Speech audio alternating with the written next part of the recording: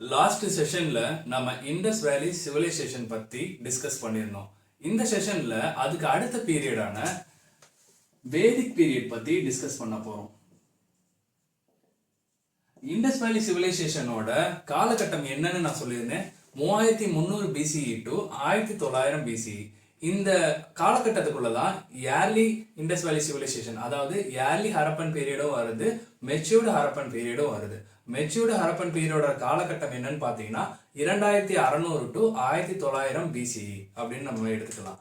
இதுக்கு அடுத்த காலகட்டம், அதாவது 1900 டு 1700 பிசிஇ என்னன்னு சொல்லுவோம்னா லேட்டர் வேதிக் பீரியட்னு, லேட்டர் ஹரப்பன் பீரியட்னு நம்ம சொல்லுவோம்.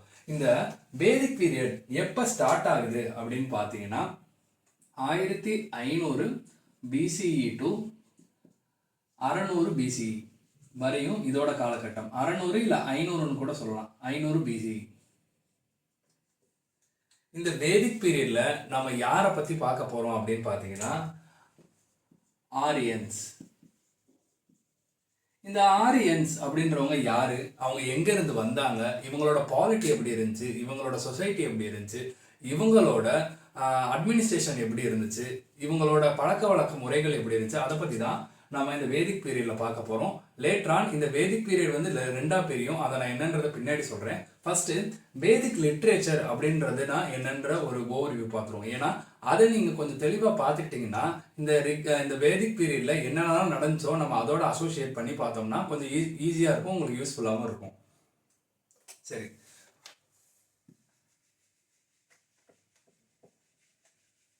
வேதிக் பீரியட் லிட்ரேச்சர் இல்ல வேதிக் லிட்ரேச்சர். இப்போ இந்த வேதிக் லிட்ரேச்சர் நான் சொல்றப்போ இந்த வேதிக் லிட்ரேச்சருக்குள்ள எதெல்லாம் வரும் அப்படின்னு நம்ம தெரிஞ்சுக்கணும். ஃபர்ஸ்ட் எடுத்தோன்னா நான் வேதிக் பீரியட்னு சொன்னேன் இல்லையா, இந்த வேதிக் லிட்ரேச்சருக்குள்ள ஃபர்ஸ்ட் எடுத்தோடனே வேதாஸ் அப்படின்ற ஒரு லிட்ரேச்சர் வரும். சரிங்களா, வேதாஸ்ன்றது வேதங்கள் தான். சரிங்களா, அதுக்கடுத்து வேதாஸ்க்கு அடுத்து பிராமன்ஸ், அதுக்கடுத்து ஆரண்யகாஸ், ARYANKAS,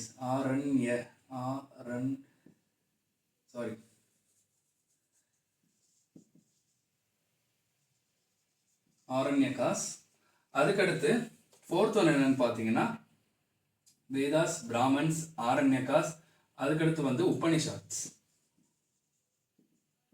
தமிழ்ல வந்து உபநிடதங்கள் அப்படின்னு சொல்லுவாங்க. இந்த வேதாஸ் அப்படின்னு பார்த்தீங்கன்னா 4 வகையா இருக்கு. ஒன்று வந்து ரிக்வேதா, இன்னொன்று வந்து யஜுர்வேதா, இன்னொன்று வந்து சாமவேதா, இன்னொன்று வந்து அதர்வ வேதா. இதுல இந்த ரிக்வேதா அப்படின்னு நான் சொல்றேன் பாத்தீங்களா, இது வந்துட்டு ஏர்லி வேதிக் பீரியடோட சேர்ந்தது. அதை பத்தின காலகட்டம் எல்லாத்தையும் நம்ம பின்னாடி பார்ப்போம். இந்த 4 பேர் மட்டும் இப்போ ஞாபகம் வச்சுக்கோங்க. ஒன்று வந்து ரிக்வேதா, இன்னொன்று வந்து யஜுர்வேதா, இன்னொன்று வந்து சாமவேதா, அடுத்து வந்து அதர்வ வேதா. சரிங்களா, இந்த வேதங்கள்ல என்ன இருக்கும் அப்படின்னு பார்த்தீங்கன்னா அந்த காலகட்டத்தில் மக்கள் வந்துட்டு ரொம்ப முக்கியத்துவம் கொடுத்தது வந்து ரிலீஜனுக்கு கொடுத்துருக்காங்க. ஸோ இந்த ரிக்வேத காலகட்டத்தில் என்னெல்லாம் இருந்துச்சு அப்படின்னு பார்த்தீங்கன்னா, அதாவது இதில் என்ன இருந்துச்சு, ரிக்வேதாவில் என்னெல்லாம் இருந்துச்சு அப்படின்னு பார்த்தீங்கன்னா இதில் ஒரு 1028 ஹைம்ஸ் இருந்துச்சு. ஹைம்ஸ் இன் த சென்ஸ் பிரேயர்ஸ். இந்த ரிக்வேதாவை கலெக்ஷன் ஆஃப் பிரேயர்ஸ்ன்னு கூட நம்ம சொல்லலாம். சரிங்களா, பிரேயர்ஸ் யாருக்கு பண்ணுவாங்க, நம்ம யாரை கும்புறோமோ அவங்களுக்கு தான் பிரேயர்ஸ் பண்ணுவாங்க. ஸோ ரிக்வேதான்றது கலெக்ஷன் ஆஃப் பிரேயர்ஸ். இதில் என்ன இருந்துச்சுன்னு பார்த்தீங்கன்னா 1028 ஹைம்ஸ். ஹைம்ஸ்னா வேற ஒன்றும் கிடையாது. என்ன சொல்றது, இப்போ நம்ம பிரேயர் பண்றோம்னா அதில் வந்து சில வரிகள் நம்ம சொல்லுவோம். அந்த வரிகள் என்ன உணர்த்தது அப்படின்றத இந்த ஹைம்ஸ் மூலியமா நம்ம தெரிஞ்சுக்கலாம். 1028 ஹைம்ஸ், அந்த வரிகள் தான் இந்த ஹைம்ஸ்ன்னு நீங்க ஞாபகம் வச்சுக்கோங்க.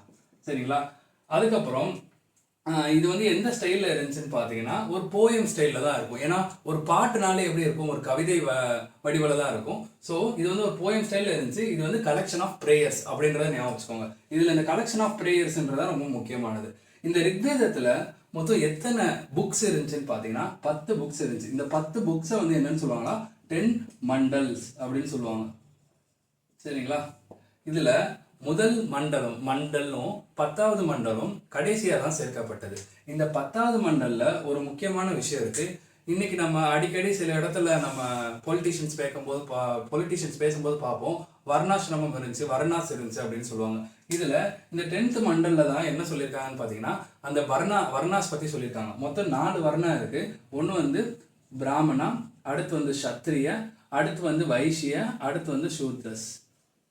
இப்படி அந்த காலகட்டத்தில் இருந்துச்சுன்னு இந்த ரிக்வேதத்தில் மென்ஷன் பண்ணியிருக்காங்கன்னு நான் ரெஃபர் பண்ண சோர்ஸில் சொல்லியிருக்காங்க. இதுக்கடுத்து என்னன்னு பார்த்தீங்கன்னா யஜுர்வேதா. யஜுர்வேதா அப்படின்றது என்னன்னா அதுவும் ஒரு சிம்பிள் ப்ரேயர் தான். ஆனால் இது வந்து சாக்ரிஃபைஷியல் ப்ரேயர்.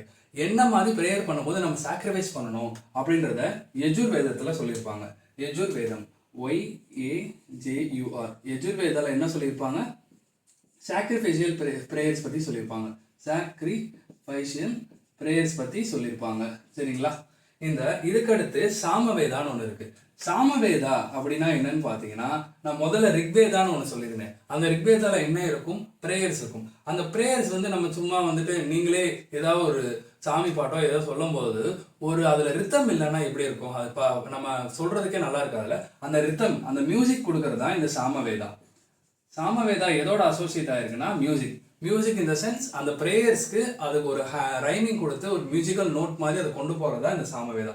இதுக்கடுத்து என்னன்னு பார்த்தீங்கன்னா அதர்வ வேதா.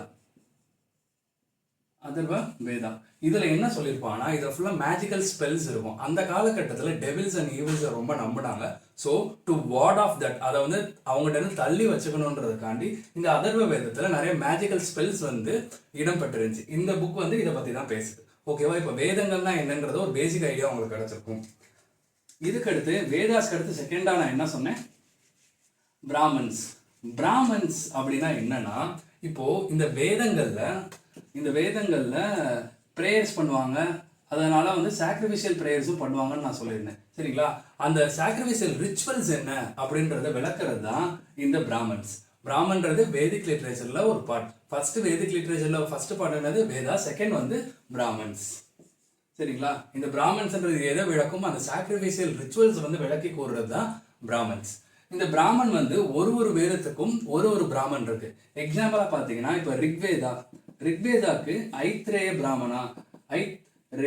பிராமன் அப்படின்னு ஒரு பிராமன் இருக்கு. இது வந்து என்ன சொல்லணும்னா ரிக்வேத பாடல்கள்ல என்ன மாதிரியான ப்ரேயர்ஸ் இருக்கு, அதுக்கு என்ன மாதிரி சாக்ரிஃபிஷியல் ரிச்சுவல்ஸ் பண்ணணும் அப்படின்றத ஐத்ரேய பிராமணா சொல்லும். அதுக்கடுத்து பார்த்தீங்கன்னா ரிக்வேதாக்கு அடுத்து யஜுர்வேதா பத்தி சொல்ற பிராமணன் எதுன்னு பார்த்தீங்கன்னா ஷாட்டபரத பிராமணா. இந்த ஷாட்டபிரத பிராமணா வந்துட்டு இருக்கிறதுலே ஓல்டஸ்ட் பிராமன். அதுவும் இல்லாம இதுதான் வந்து லாங்கஸ்ட் பிராமனும் கூட, இந்த ஷாட்டபிரத பிராமணா. இதை ஞாபகம் வச்சுக்கோங்க, யூஸ்ஃபுல்லா இருக்கும். அதுக்கடுத்து பாத்தீங்கன்னா ரிக், யஜுர், சாமவேதா. இந்த சாமவேதா என்ன பிராமனோட அசோசியேட் ஆகுன்னு பாத்தீங்கன்னா ஜாமின்யா அப்படின்னு வரும். இதை மட்டும் ஒரு தடவை ரெஃபர் பண்ணிக்கோங்க. ஏன்னா ஜாமினியாவான்னு எனக்கு கொஞ்சம் கன்ஃபியூஷனாக இருக்குது. சரிங்களா? ஆனால் ஜேல தான் ஆரம்பிக்கும். நீங்கள் ஒரு எக்ஸாம் பாயிண்ட் ஆஃப் வியூவில் நீங்கள் ஞாபகம் வச்சுக்கோங்க அப்படின்னா சாமவேதானா இப்போ எந்த பிராமனோட அசோசியேட் ஆகும்னா அந்த வேர்டு வந்து ஜேல ஆரம்பிக்கணும்னு உங்களுக்கு தெரிஞ்சால் போதும். ஏன்னா நீங்கள் திரும்பி புக்கில் அதை பார்த்துட்டே இருக்கும்போது நீங்கள் இந்த மாதிரி ஃபுல்லாக ஞாபகம் வச்சுக்க இல்லைன்னா கூட ஜேல அது ஆரம்பிக்கும். ஏன்னா கொஸ்டின் பேப்பரில் அது ஆன்சர் சூஸ்ல இருக்க போது அதை நீங்க பார்த்தாலே உங்களுக்கு கண்ணில் தெரிஞ்சிடும். அதுக்கடுத்து என்னன்னா அதர்வ வேதா வந்துட்டு எந்த பிராமனோட அசோசியேட் ஆயிருக்கும்னா கோபத பிராமனோட அதர்வ வேதா வந்து அசோசியேட் ஆயிருக்கும். இப்ப பிராமன்னா என்னன்னு பார்த்தாச்சு. இதுக்கடுத்து ஆரண்ய காசுன்னு நான் சொன்னேன். ஆரண்யா அப்படின்னா என்னன்னு பார்த்தீங்கன்னா அதுக்கு ஒரு மீனிங் இருக்கு. ஆரண்யகாஸ் அப்படின்னா என்னன்னா ஆரண்யா அப்படின்னா ஃபாரஸ்ட்னு அர்த்தம். ஆரண்யா அப்படின்னா என்னது? ஃபாரஸ்ட்னு அர்த்தம். அந்த ஃபாரஸ்ட் இது எதை பத்தி பேசுதுன்னு பாத்தீங்கன்னா ஃபாரஸ்ட்ல சில மக்கள் வாழ்ந்திருப்பாங்க, அவங்கள பத்தி பேசுறதுதான் இந்த ஆரண்யகாஸ். அப்ப உபனிஷாட்ஸ் அப்படின்னா என்னன்னு நீங்க கேட்பீங்க.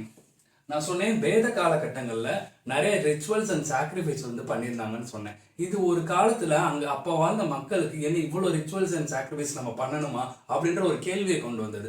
அந்த கேள்விக்கு ஒரு விடையா தான் இந்த உபநிடதங்கள் இல்ல உபனிஷாட்ஸ் வந்து இருந்தது. உபனிஷாட்ஸ் அப்படின்னா என்னன்னு பார்த்தீங்கன்னா philosophical text. philosophical text. உபனிஷாட்ஸ்னா philosophical text. இது வந்து ஹியூமன் லைஃபை ஒரு philosophical வியூ பாயிண்ட்ல இருந்து பார்க்கும். மொத்தம் எத்தனை உபனிஷாட்ஸ் இருக்குன்னு பார்த்தீங்கன்னா 108 உபனிஷாட்ஸ் இருக்கு. இதை ஞாபகம் வச்சுக்கோங்க. மொத்தம் எத்தனை உபனிஷாட்ஸ் இருக்கு? 108 உபனிஷாட்ஸ் இருக்கு. இந்த உபனிஷாட்ஸ்க்கு இன்னொரு பேர் என்னன்னு பார்த்தீங்கன்னா வேதாந்தா. வேதாந்தான்னு சொல்லுவாங்க. உபனிஷாட்ஸ்க்கு இன்னொரு பேர் என்னன்னு பார்த்தீங்கன்னா வேதாந்தா. ஓகேவா? இதுதான் இந்த வேதிக் லிட்ரேச்சர் அப்படின்றத சொல்லுவாங்க. வேதிக் லிட்ரேச்சர் மொத்தம் 4 வகையா இருக்கு. ஒன்று வந்து வேதா, இன்னொன்று வந்துட்டு பிராமன், அடுத்து வந்து ஆரண்யகாஸ், அடுத்து வந்துட்டு என்னன்னு பார்த்தீங்கன்னா கடைசி என்ன பார்த்தோம்? ஆரண்யகாஸ், அடுத்து வந்து உபநிடதங்கள். இதில் இந்த உபனிஷாட்ஸ்ன்றது philosophical text அப்படின்னு நம்ம சொல்லுவோம். சரி, இப்போ இதெல்லாம் நம்ம பார்த்துட்டோம். இந்த வேதிக் பீரியட் அப்படின்றது நான் என்ன சொல்லியிருந்தேன், வேதங்கள் மொத்தம் 4 வகையா இருக்கு. அந்த வேதிக் பீரியட் வந்து 2 வகையா பிரியும். என்னன்னா வேதிக் பீரியட் வந்துட்டு 2 வகையா பிரியும். ஒன்று வந்துட்டு early Vedic period. Early Vedic period அதாவது முன்கால வேத காலகட்டம். அதுக்கடுத்து later Vedic period. Later Vedic period. சரிங்களா? Early Vedic period and later Vedic period. இதுல இந்த ஏர்லி வேதிக் பீரியட்ல எதை பத்தி பேசியிருப்பாங்கன்னு பாத்தீங்கன்னா ரிக்வேதாவை பத்தி பேசியிருப்பாங்க. ரிக். இந்த லேட்டர் வேதிக் பீரியட்ல யஜுர், சாம, அதர்வ மித்த மூணு பத்தி பேசியிருப்பாங்க. யஜுர், சாம, அதர்வ இந்த 3 பத்தி பேசியிருப்பாங்க. ஃபர்ஸ்ட் எடுத்தோடனே இப்போ நம்ம ரிக்வேதா பத்தி பார்ப்போம். ஏன்னா ரிக்வேதால அந்த ஹரப்பன் சிவிலைசேஷன், கடைசியில் அந்த லேட்டர் ஹரப்பன் சிவிலைசேஷன் இருக்குல்ல, அது அழிவு காலகட்டத்துக்கு வந்த போது தான் இந்த ரிக்வேதிக் பீரியட் வந்து ஆரம்பிக்கும். ஸோ இது ஆரம்பிக்குதா இல்லை அது ஆரம்பிச்சனால இது முடியுதான்னு தெரியும். ஏன்னா இந்த ரிக்வேதிக் பீரியட்ல தான் ஆரியன்ஸ்ன்றவங்க எமர்ஜ் ஆகிறாங்க. ஸோ நம்ம ஒரு அசம்ஷன் எப்படி எடுத்துக்கலாம்னா, இந்த ஹரப்பன் பீப்புளுக்கும் ஆரியன்ஸுக்கும் வார் வந்திருக்கலாம். அதனால அந்த ஹரப்பன் சிவிலைசேஷன் டோட்டலாக மாறி இல்லை அழிஞ்சு ரிக்வேதிக் பீரியட் வந்து இந்த இந்தியன் சப்கான்டினென்ட்ல வந்துட்டு உருவெடுத்துக்கலாம். அந்த காலத்தில் இந்தியான்ற ஒன்று கிடையாது. இது வெறும் ஒரு நிலப்பரப்பாக தான் இருந்தது. இதை மாதிரில நல்லா ஞாபகம் வச்சுக்கோங்க. ஏன்னா ஹிஸ்டரியை பொறுத்த வரையும் நம்ம மேபி அப்படின்னு சேர்த்துக்கிட்டோம்னா நடந்திருக்கலாம். அசம்ஷன்ல நீங்கள் கரெக்டாக படிச்சிங்கன்னா உங்களுக்கு ஒரு பிக்சரை கொடுக்கும், ஒரு டைம் லைனை கொடுக்கும். அது வந்து உங்களுக்கு என்றைக்குமே வந்து யூஸ் ஆகும். உங்களால் ஈஸியாக ஞாபகம் வச்சுக்க முடியும், ரீகால் பண்ணிக்க முடியும். Okay, early Vedic period. சரி, early Vedic period. Early Vedic பீரியடோட காலகட்டம் என்னன்னு பார்த்தீங்கன்னா 1500 BCE டு 1000 BCE, 1000 BCE. இதுதான் ஏர்லி வேதிக் பீரியடோட காலகட்டம். இந்த ஏர்லி வேதிக் பீரியட் எப்போ ஆரம்பிக்குது அப்படின்றத நான் பார்த்துட்டோம். இதுக்கடுத்து இந்த ஏர்லி வேதிக் பீரியட்ல யாரை பத்தி பேச போறோம்னு சொன்னேன், ஆரியன்ஸ். இந்த ஆரியன்ஸ் எமர்ஜ் ஆனதுல நிறைய, அதாவது எக்ஸ்கவேட்டர்ஸ்க்கும் சரி, நிறைய ஹிஸ்டாரியன்ஸ்க்கும் சரி சில மாற்று கருத்துகள் இருக்கு. என்னன்னு பாத்தீங்கன்னா, இந்த ஆரியன்ஸ்ன்றவங்க இந்திய நிலப்பரப்பை சார்ந்தவங்க தான் ஒரு சிலர் சொல்றாங்க. ஆனா இந்த ஆரியன்ஸ்ன்றவங்க சென்ட்ரல் ஏசியால இருந்து இந்தியாவுக்கு நார்த் வெஸ்டர்ன் ஃப்ரான்டையர் ப்ரொவின்ஸ், அதாவது north western part of India வழியா உள்ள வந்தவங்க அப்படின்னு சில பேர் சொல்றாங்க. இன்னைக்கு நம்ம ஹிஸ்டாரியன்ஸ் நிறைய பேர் ஏத்துக்கிட்டது எதுன்னு பாத்தீங்கன்னா இந்த சென்ட்ரல் ஏசியா கான்செப்ட் தான். சென்ட்ரல் ஏசியால இருந்து நார்த் வெஸ்டர்ன் ஃப்ரான்டியர் ப்ரொவின்ஸ் வழியா தான் இந்த ஆரியன்ஸ் வந்திருக்காங்க அப்படின்றத நிறைய பேர் நம்புறாங்க. நம்மளும் இந்த பாயிண்ட் ஆஃப் வியூல தான் இந்த செஷனை நம்ம பார்க்க போறோம். சரிங்களா?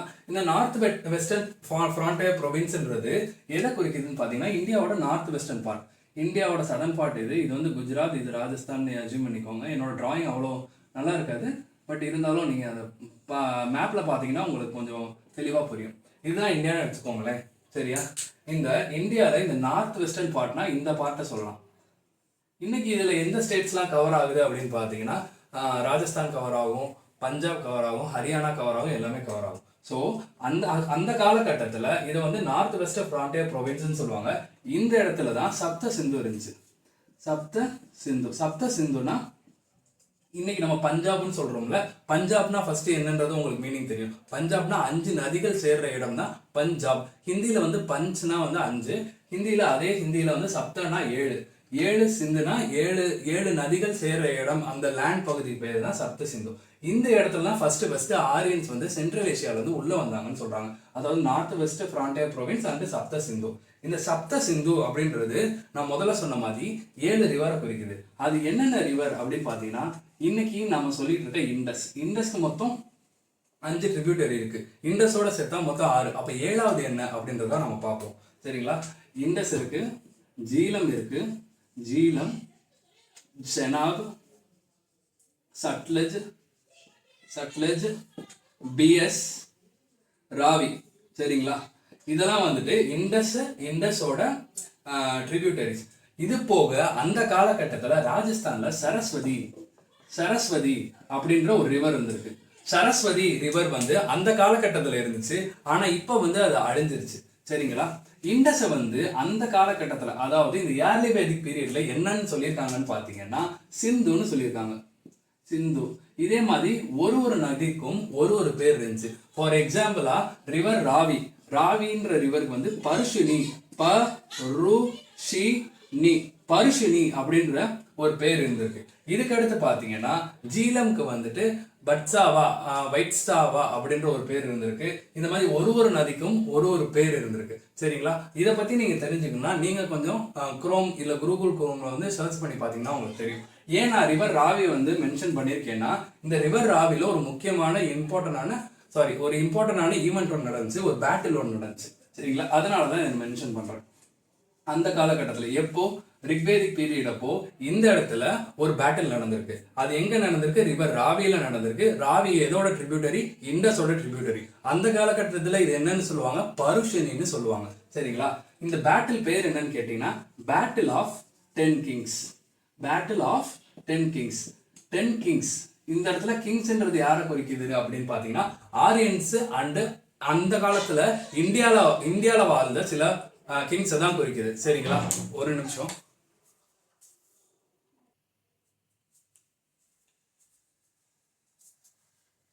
Battle of 10 kings. இந்த பேட்டில் ஆஃப் 10 கிங்ஸ்ன்றது எங்க நடந்துச்சுன்னு நான் சொல்லியிருந்தேன், ரிவர் ராவியில நடந்துச்சு. இது யாருக்கு இடையில நடந்துச்சுன்னு பாத்தீங்கன்னா ஆரியன்ஸ்குள்ளேயே நடந்துச்சு.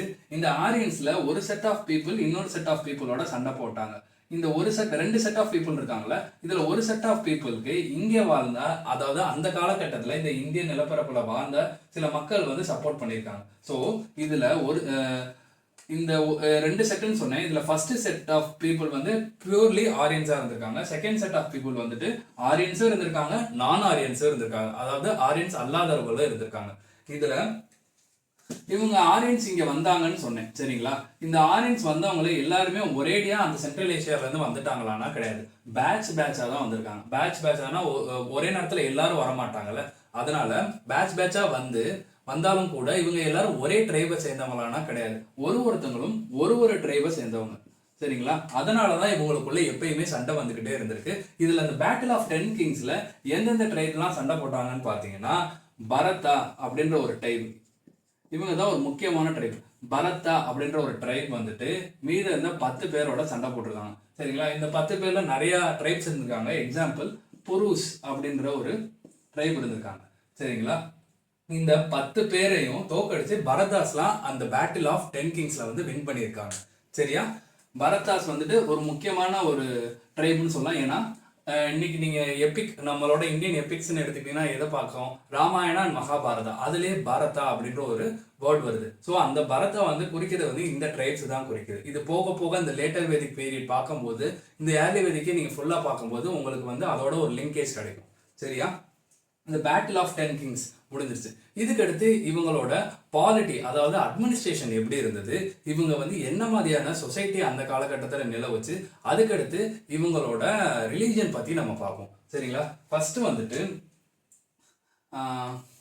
வந்துட்டு பாலிட்டி பத்தி பார்ப்போம். பாலிட்டி அப்படின்னா இன்னைய ஒரு கட்டுமான முறை, ஒரு என்ன சொல்றது, ஒரு நாடை கட்டுறீங்க, இல்ல உங்களுக்குன்னு ஒரு கிளான் இருக்கு, உங்களுக்குன்னு ஒரு குரூப் இருக்கு. அந்த குரூப்ல சில படிநிலைகள் இருக்கும் பாத்தீங்கன்னா, அதுதான் பாலிட்டி அந்த அட்மினிஸ்ட்ரேஷன் அப்படின்ற மாதிரி நம்ம சொல்லுவோம். இன்னைக்கு நீங்க எடுத்துக்கிட்டீங்கன்னா டிஸ்ட்ரிக்ட், ஸ்டேட்டு, நேஷனல் லெவல் அப்படின்னு போகும். எக்ஸிக்யூட்டிவ் லெவல்ல எடுத்துக்கிட்டீங்கன்னா சிஎம் இருப்பாங்க, அவங்களுக்கு இல்லை சில மினிஸ்டர்ஸ் இருப்பாங்க. இந்த மாதிரி தான் அந்த பாலிட்டி இன்னைக்கு அமைஞ்சிருக்கு. ஸோ அந்த காலகட்டத்தில் எப்படி அமைஞ்சிருச்சுன்னு பார்க்கணும்ல. நான் ஃபர்ஸ்ட் என்ன சொன்னேன், அதாவது இதுக்கு முன்னாடி என்ன சொன்னேன், இவங்க ஆரியன்ஸ் எல்லாமே ஒரு ட்ரைபல் பீப்புளாக தான் வாழ்ந்திருக்காங்க. சரிங்களா? ட்ரைபல் பீப்புளாக வாழ்ந்தனால இவங்களுக்கான தலைவரை வந்து இவங்களே தேர்ந்தெடுக்க முடிஞ்சுச்சு. இவங்க டைரெக்டாக எலெக்ட் பண்ணி தேர்ந்தெடுத்தாங்களான்னா கிடையாது, அவங்க சில அசம்பிளிஸ் மூலியமா தேர்ந்தெடுப்பாங்க. ஃபர்ஸ்ட் எடுத்தோடனே இந்த ட்ரைபல் பீப்புள் அப்படின்றவங்க யாருக்கு கீழே இல்லை யாரை தேர்ந்தெடுத்தாங்கன்னு பார்த்தீங்கன்னா அவங்களே யார் நல்லா சண்டை போட முடியும். ஏன்னா அந்த காலகட்டத்தில் வார் வந்து ஒரு முக்கியமான ஸ்போர்ட்டாக இருந்தது. அவங்களோட ட்ரைப்ஸை காப்பாற்றிக்கிறதுக்காகவும் இவங்களுக்கு பிற பொருள்கள் வேணுன்றதுக்காண்டி பிற ட்ரைப்ஸை போய் அட்டாக் பண்ணியிருக்காங்க. ஸோ இந்த மாதிரி இந்த ட்ரைபல் பீப்புளுக்காண்டி ஒருத்தர் சில பேரை கூட்டிட்டு போய் இன்னொரு ட்ரைபை அட்டாக் பண்ணுவார்ல, அதில் ஒருத்தர் வந்து தலைமை தாங்குவார். அவரை தான் இவங்க வந்து ட்ரைபல் பீப்புளோட ஹெட்டாக அவங்க எடுத்துக்கிட்டாங்க. அதாவது அவங்களோட ட்ரைபோட ஹெட்டாக அவங்க எடுத்துக்கிட்டாங்க. அவர் பேர் என்னன்னு பார்த்தீங்கன்னா ராஜன் அப்படின்னு சொல்லுவாங்க. இவர் வந்து ஒரு கிங்கோட அசோசியேட் ஆகிறாரு. அதாவது கிங்குக்கு பதிலாக ராஜன் அப்படின்னு அவங்க சொல்லியிருக்காங்க. சரி, இந்த ராஜன் வந்து இவரே எல்லா வேலையும் செஞ்சிட முடியுமா அப்படின்னு கேட்டால் கிடையாது. ஸோ இவருக்கு கீழே யாரெல்லாம் இருந்திருக்காங்க பார்த்தீங்கன்னா இந்த பாலிட்டி, அதாவது அட்மினிஸ்ட்ரேஷனில் புரோஹிதன்னா புரோகிதர்கள் அப்படின்னு சொல்லுவாங்க. இன்னைக்கு வந்து பிரீஸ்ட், PRIEST பிரீஸ்ட் அப்படின்னு சொல்கிறோம்.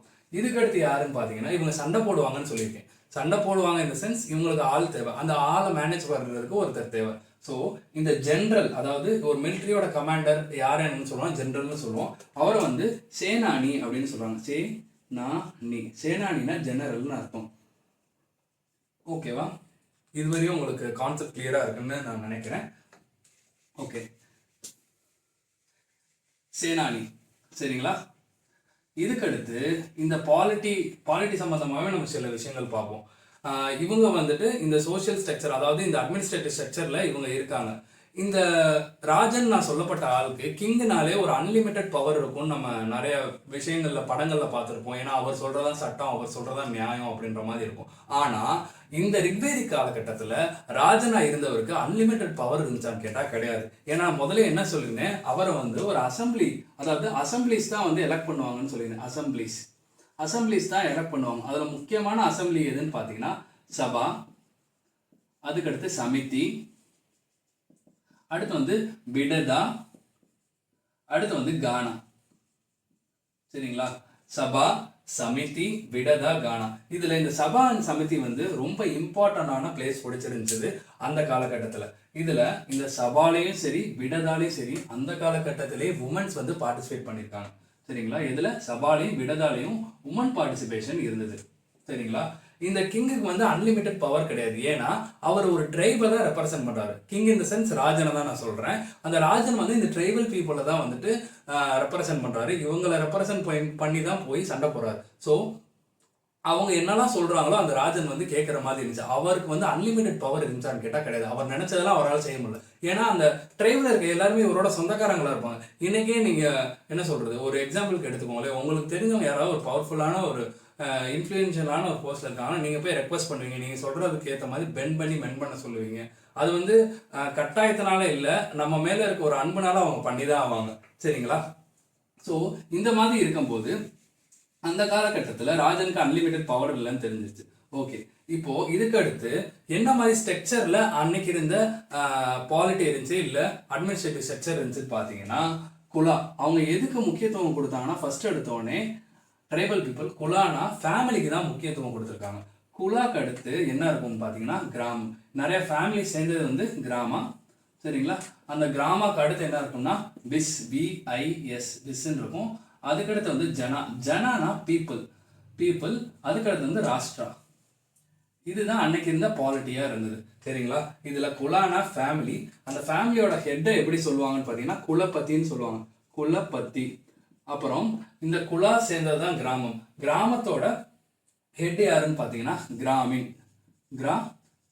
சரிங்களா? அதுக்கடுத்து பெஸ். ஜனானா பீப்புள்னு அர்த்தம். அந்த காலகட்டத்தில் இந்த ட்ரைபல் பீப்புள் வந்து அவங்க சார்ந்த கிளானுக்கு தான் ரொம்ப முக்கியத்துவம் கொடுத்துருக்காங்க.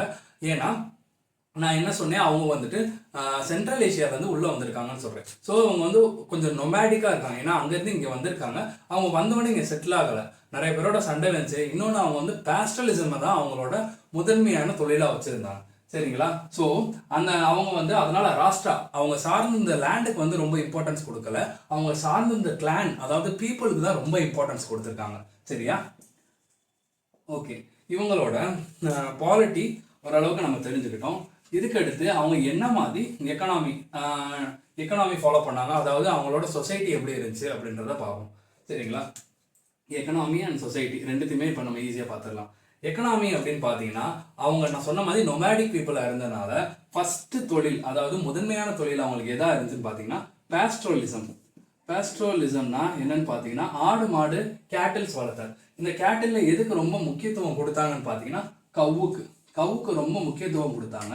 நான் முன்னாடி சொன்னேன்ல, ராஜன் வந்து இந்த ட்ரைபல் பீப்புளை ரெப்ரசன்ட் பண்ணி வாருக்கு போவாருன்னு. அந்த வார் எதற்காக நடந்துச்சுன்னு பார்த்தீங்கன்னா அந்த காலகட்டத்தில் லேண்டை பிடிக்கிறதுக்காக நடக்கல, அதாவது வந்து மாடு, அதுக்காண்டி தான் வந்துட்டு அந்த காலகட்டத்தில் வார் நடந்திருக்கு. இந்த கவ்வை வந்து அந்த காலகட்டத்தில் கவிஸ்தி அப்படின்னு சொல்லியிருக்காங்க. கவிஸ்தி, சரிங்களா? கவிஸ்தி அப்படின்னு சொல்லுவாங்க. இதை நீங்க எப்படி ஈஸியா ஞாபகம் வச்சுக்கலாம்னா, கவுக்கு ஹிந்தியில வந்து காவ் அப்படின்ற ஒரு பேர் இருக்கு. நான் படிச்சவரையும் அப்படிதான் ஞாபகம் இருக்கு. கவிஸ்தி அப்படின்னு ஞாபகம் வச்சுக்கீங்கன்னா, எதற்காக அந்த காலகட்டத்தில் சண்டையும் நடந்துச்சுன்னு பார்த்தீங்கன்னா இந்த கவிஸ்திக்காண்டி தான் சண்டையும் நடந்திருக்கு. ராஜன் அதுக்காண்டி தான் போருக்கும் போயிருக்காரு. பாஸ்டோலிசம் தான் இவங்களோட முக்கியமான தொழிலா இருந்துச்சு. இதுக்கு அடுத்து என்னன்னு பார்த்தீங்கன்னா, இதுக்கு அடுத்து தான் அக்ரிகல்ச்சர் இருந்திருக்கு இவங்களோட தொழிலா. ஏன் செகண்ட் இடத்துல அக்ரிகல்ச்சர் இருந்துச்சுன்னு பார்த்தீங்கன்னா, இவங்க ஃபர்ஸ்ட் சொன்ன மாதிரி நொமேடிக் பீப்புளாக இருந்திருக்காங்க. இன்னொன்று, அக்ரிகல்ச்சர் வந்து பண்ணால் ப்ரொடக்ஷன் அதிகமாக இருக்கணும். இவங்களுக்கு வந்து ப்ரொடக்ஷன் அதிகமாக இல்லை. ஏன்னா இவங்களுக்கு வந்து சயின்டிஃபிக்கான டூல்ஸ் அந்த காலத்தில் கிடையாது. இவங்க எதை வச்சு உழுதுருக்காங்கன்னு பார்த்தீங்கன்னா ஏர், அதாவது ஏர், இன்னைக்கு நம்ம சொல்கிறோம் ப்ளவ் அப்படின்னு சொல்கிறோம்ல, தமிழில் ஏர்னு சொல்லுவாங்க. அந்த ஏரை வச்சு தான் உழுதுருக்காங்க. அந்த ஏர் எதில் செய்யப்பட்டதாக இருந்துச்சுன்னு பார்த்தீங்கன்னா வுட்டில் செய்யப்பட்டதாக இருந்துச்சு. வுட்ல செய்யப்பட்டதா இருந்தனால மண்ணை அவங்களால ரொம்ப புரட்டி போட முடியல. ஏன்னா மண்ணை புரட்டி போட்டு நீங்க ஆழமா தோண்டி விதைய வச்சாதான் ப்ரொடக்ஷன்ஸ் அதிகமா கிடைக்கும். அதனால வந்து இவங்களுக்கு வந்துட்டு அக்ரிகல்ச்சர் செகண்ட் தொழிலாக தான் இருந்துச்சு. சரிங்களா? இவங்க எதற்காக சண்டை போட்டாங்க? கவிஸ்திக்காக சண்டை போட்டாங்க. ஆனால் அதனால வந்துட்டு பாஸ்டலிசம் தான் இவங்களோட முக்கியமான தொழிலா இருந்தது. சரிங்களா? அதுக்கடுத்து சொசைட்டின்னு பார்த்தீங்கன்னா அந்த காலத்தில் சொசைட்டிஸ் வந்து வர்ணா மூலியமா பிரிச்சிருந்தாங்க அப்படின்றத நான் முதலே சொல்லியிருந்தேன். அதை நீங்கள் மைண்டில் வச்சுக்கோங்க. அதுக்கடுத்து சைல்டு மேரேஜ்னு ஒன்று இருந்துச்சுன்னு பார்த்தீங்கன்னா அந்த காலகட்டத்தில் சைல்டு மேரேஜ் இல்லையா. ரிக்வேதிக் பீரியட் காலகட்டத்தில் சைல்டு மேரேஜ்ன்றது ஒன்றும் கிடையாது. அதுக்கப்புறம் விடோரி மேரேஜ் அப்படின்றது இருந்துச்சுன்னு சொல்றாங்க. அதாவது கணவனை இழந்து விட்டால் பெண் வந்து மறுமணம் பண்ணிக்கலாம் அப்படின்ற ஒரு வழக்கம் வந்துட்டு ரிக்வேதிக் பீரியட்ல இருந்திருக்கு. இன்னைக்கே நிறைய பேர் அந்த மாதிரி பண்றதுக்கு யோசிக்கிறாங்க. பட் அந்த காலகட்டத்தில் நீங்க யோசிச்சு பாருங்க, ரிக்வேதிக் பீரியட்லேயே விடோரி மேரேஜ்லாம் இருந்திருக்குன்னு சொல்றாங்க. ஓகே, இதுக்கு அடுத்து அவங்க ஃபாலோ பண்ண ரிலீஜன் நான் முதல்ல சொன்ன மாதிரி இவங்க எதற்காக சண்டை போனாங்க? கவுக்காண்டி சண்டை போட்டாங்க. சரிங்களா? லேண்டுக்காண்டி சண்டை போடலை. அப்போ இவங்க வந்து எதை நம்ம ஒரு வார் போகிறாங்க அப்படின்னு நீங்கள் படத்துலலாம் எடுத்துக்கிட்டா கூட ஏதாவது ஒரு சாமியை கும்பிட்டுட்டு தான் போவாங்க, அந்த மாதிரி இருக்கும். ஆனால் இவங்களுக்கு வந்து சாமியை எதை பார்த்துருக்காங்க அந்த காலகட்டத்தில்னு பார்த்தீங்கன்னா இயற்கையை தான் இவங்க வந்துட்டு சாமியாக பார்த்துருக்காங்க. அதை தான் பெர்சானிஃபை பண்ணி வணங்கவும் செஞ்சுருக்காங்க. எந்த மாதிரி கடவுள்லாம் இவங்ககிட்ட இருந்து இவங்க வந்து வழிபட்டாங்க அப்படின்னு பார்த்தீங்கன்னா இந்திரா, INDRA, இந்திரா INDRA, இந்திரான்ற கடவுள் தான் உங்களுக்கு முதன்மை கடவுளாக இருந்திருக்கு. அதுக்கடுத்து பார்த்தீங்கன்னா அக்னினா என்னது? நெருப்புன்னு நம்மளுக்கு தெரியும். நெருப்பு சார்ந்த ஒரு கடவுளை கும்பிட்டுருக்காங்க. இந்த இடத்துல அக்னின்றது எதை குறிக்குது? சூரியனை குறிக்குது. ஏன்னா நேச்சரை தான் இவங்க வணங்கியிருக்காங்க. இந்திரான்றது யாருன்னு பார்த்தீங்கன்னா பிரேக்கர் ஆஃப் ஃபோர்ட்ஸ். போருக்கு போறதுக்கு முன்னாடி இவரை வணங்கிட்டு போவாங்க அப்படின்றத கூட நினைச்சுக்கலாம். ஏன்னா ஃபோர்ட்ஸ்ன்றது இந்த இடத்துல எதை குறிக்குது? கோட்டையை குறிக்குது. சரிங்களா? அடுத்து வந்து அக்னிக்கு அடுத்து யார் இருப்பாங்க பார்த்தீங்கன்னா மித்ரான்றதும் சூரிய பகவான் தான். நாலாவது பார்த்தீங்கன்னா சூர்யான்றதே ஒரு சூரியனை பற்றினா ஒரு வடிவம்னு நம்ம சொல்லலாம். அந்த வடிவத்தில் அவங்களை கும்பிட்டாங்க அப்படின்னு. ஆனால் வடிவம்னு அந்த இடத்துல சொல்றது இந்த இடத்துல எங்கேயுமே ஐடலட்ரி ப்ராக்டிஸ் கிடையாது. ஐடலட்ரி இந்த சென்ஸ் இவங்க வந்து ஒரு சிலையை வடிச்சு அதில் வந்து இவங்க வந்து வழிபட்டாங்கன்னு சொல்ல முடியாது. இயற்கையாக வழிபட்டாங்க, அவ்வளோதான். சரிங்களா? இந்திரா, அக்னி, மித்ரா, சூர்யா. அதுக்கடுத்து வருணானா காட் ஆஃப் ரெயின் அப்படின்னு ஞாபகம் வச்சுக்கலாம். காட் ஆஃப் வாட்டர் இல்லை ஓஷன், எதனாலும் ஞாபகம் வச்சுக்கலாம். Rain, water, ocean. ஏன்னா இது வந்து தண்ணி சார்ந்த ஒரு கடவுள். இதுக்கடுத்து என்னன்னு பார்த்தீங்கன்னா பாஷூன். நான் என்ன சொன்னேன்? பாஸ்டலிசம் தான் இவங்களுக்கு வந்து முக்கியமான ஒரு முதன்மை தொழிலாக இருந்துச்சு. இந்த பாஷூன்றவங்க யாருன்னு பார்த்தீங்கன்னா காட் ஆஃப் கேட்டில் அப்படின்னு சொல்லுவாங்க. சரிங்களா? காட் ஆஃப் கேட்டில். இந்த கடவுள்கள்லாம் ஞாபகம் வச்சுக்கோங்க. ஏன்னா இந்த கடவுளும் சரி, இதுக்கு முன்னாடி சொன்ன நான் அந்த ஸ்ட்ரக்சர் நான் சொன்னேன் பார்த்தீங்களா, பாலிட்டி இப்படி தான் இருந்துச்சுன்னு. இதை நீங்கள் நல்லா ஞாபகம் வச்சுக்கிட்டீங்கன்னா லேட்டர் வேதிக் பீரியட்ல இதுல இருந்து சின்ன டிஃப்ரென்ஸ் தான் இருக்கும். கம்பேரிட்டிவ் ஸ்டடி பண்ணிங்கன்னா ஈஸியாக நம்ம அதை அப்படியே கையில் தட்டி விட்டு போயிடலாம். லெஃப்ட் ஹேண்டில் டீல் பண்ணிட்டு போயிடலாம். இந்திரா, அக்னி, மித்ரா, சூர்யா, வருணா, பசுன். இதுக்கடுத்து ருத்ரான்றது வந்துட்டு அனிமல்ஸ்க்கான காட். அனிமல்ஸ்க்கான காட். ஏன்னா அவங்க கேட்டில்ஸ் வளர்த்தாங்க அப்படின்னு நம்ம சொல்லியிருந்தோம். So அனிமல்ஸ்க்கான God. அனிமல்னு சொல்லும்போது ஒரு முக்கியமான விஷயம் எனக்கு ஞாபகம் வருது.